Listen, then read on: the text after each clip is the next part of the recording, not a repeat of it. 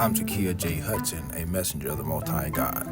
And we've got to realize that if we're going to please God, we've got to love everybody. Certainly we got to love one another. If we have love one for another, by this shall all men know that we are God's children. Birmingham is under prayer like never before.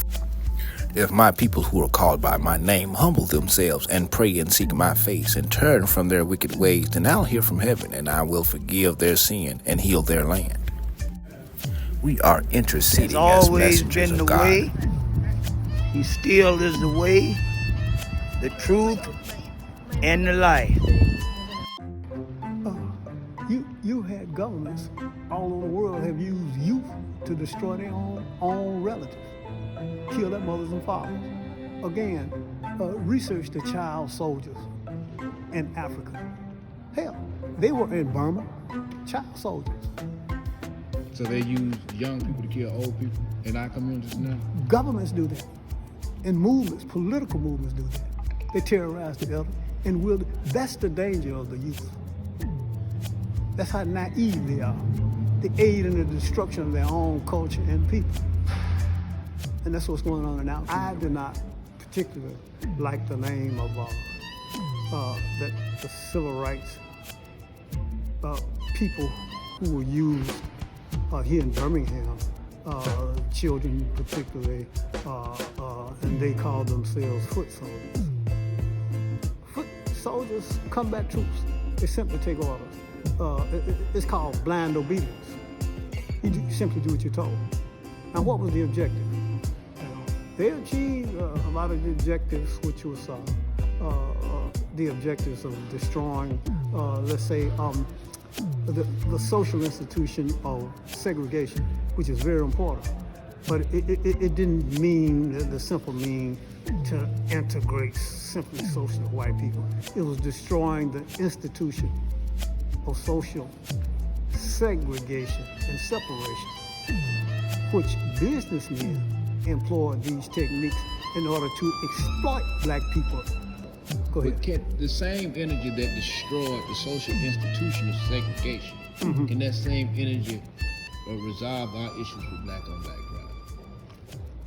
crime? First, you have to know you have to know the causes of black on black crime, and those institutions that are producing black on black crime. And it goes back to the phenomenon of poverty and oppression, which is created by your oppressor. They use the principles of psychology and sociology. It comes straight out of the Pentagon, and it comes straight from what they use. They use research institutes in order to produce poverty and crime within the black community. You realize that Birmingham, Alabama is a stronghold for civil rights. And what we desire to do is to eliminate the black on black crime that has penetrated our city. We're intercessors, and we are interceding for the madness to stop. Some have accused the government of being responsible. Some have accused our ancestors of being responsible. And we even conclude that it's our fault for the reason people are killing one another. At the end of the day, we don't care who's responsible.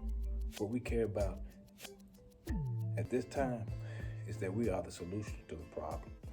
It's time for us to stand up. We're taking responsibility. We're using the weapons of our warfare that are not carnal, but mighty unto God, for the pulling down of strongholds and the casting down of imaginations and everything that exalted itself against the knowledge of Christ, bringing every thought into obedience to God. We have a ways to go. But because of the power that we say we believe in Almighty God, the power that the foot soldiers utilize, the power that the civil rights activists utilize, the same power that we have to use today to eliminate black on black crime, to eliminate oppression, to heal the brokenhearted, and to set the captives free. And we've got to realize that if we're going to please God, we've got to love everybody. Certainly we got to love one another. If we have love one for another, by this shall all men know that we are God's Bless children. you as you faithfully pray for our city, Birmingham, Alabama.